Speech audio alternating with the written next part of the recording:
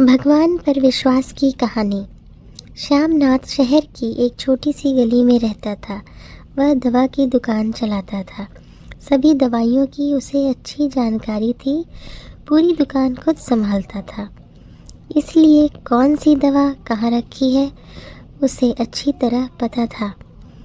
वो पूरी ईमानदारी से अपना काम करता था। ग्राहकों को सही दवा ही सही दाम पर देता था। सब कुछ अच्छा होने के बाद भी श्यामनाथ नास्तिक था। भगवान में उसका जरा भी विश्वास नहीं था। वह पूरा दिन दुकान पर काम करता और शाम को परिवार तथा दोस्तों के साथ समय गुजारता था। उसे ताश खेलने का शौक था।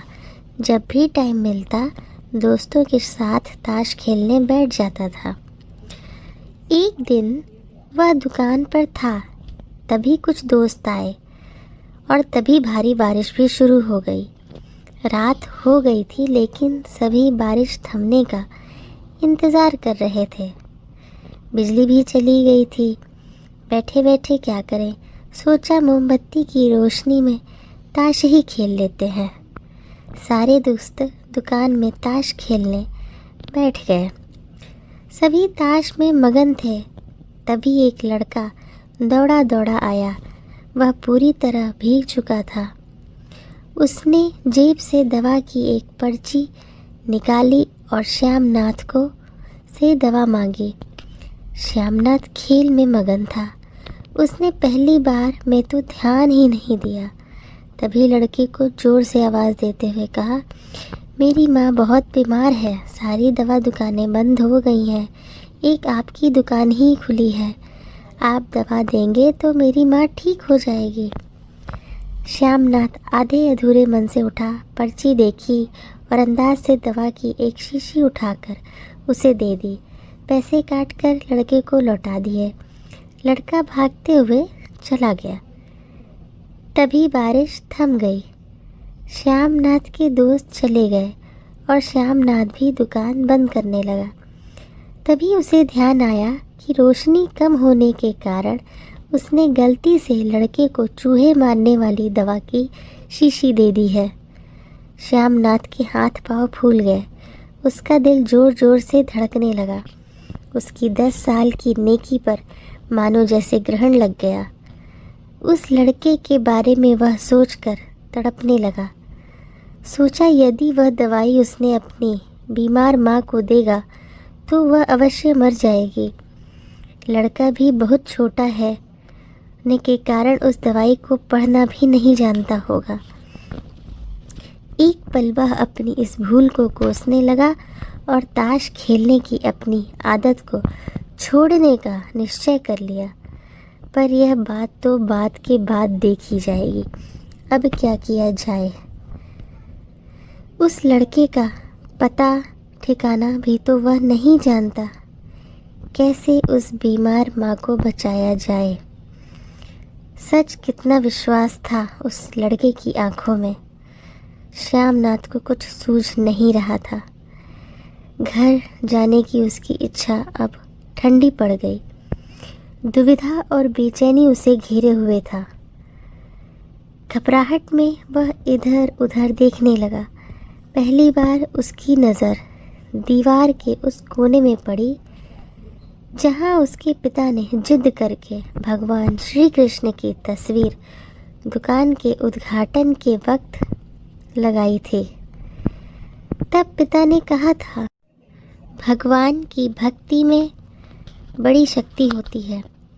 वह हर जगह व्याप्त है और हमें सदैव अच्छे कार्य करने की प्रेरणा देता है। श्यामनाथ को यह सारी बात याद आने लगी। आज उसने इस अद्भुत शक्ति को आजमाना चाहा। उसने कई बार अपने पिता को भगवान की तस्वीर के सामने खड़े होकर हाथ जोड़कर आंखें बंद करते हुए पूजते देखा था। उसने भी आज पहली बार कमरे के कोने में रखी उस धूल भरे कृष्ण की तस्वीर को देखा और आंखें बंद कर दोनों हाथों को जोड़कर वहीं खड़ा हो गया।